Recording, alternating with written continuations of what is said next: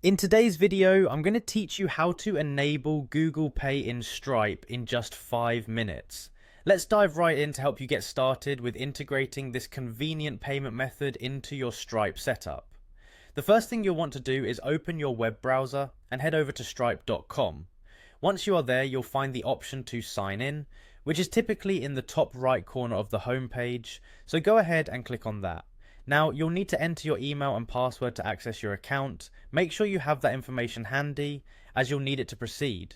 Once entered, hit the sign in button and you'll be taken to your Stripe dashboard. Now that you're signed in, you'll want to go to the home section of your Stripe account.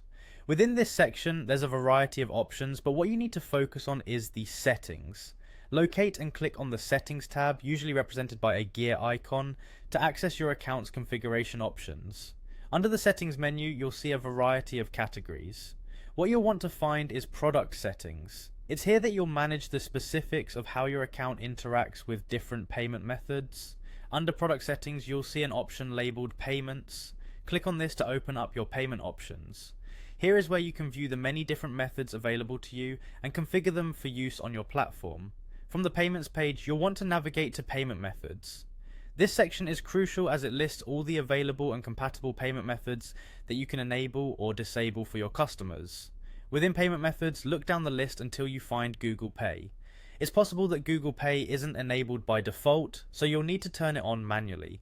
To do this, simply find the toggle switch next to Google Pay and switch it on.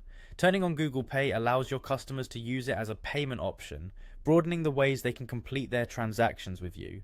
After you have turned on Google Pay, it's always good practice to double check your settings to ensure everything is configured correctly. Take a moment to review any additional preferences or settings that pertain to Google Pay to ensure they align with how you plan to use it. By following these steps, you can offer a seamless and modern payment option to your customers, improving their buying experience by giving them the flexibility to pay in a way that's convenient for them.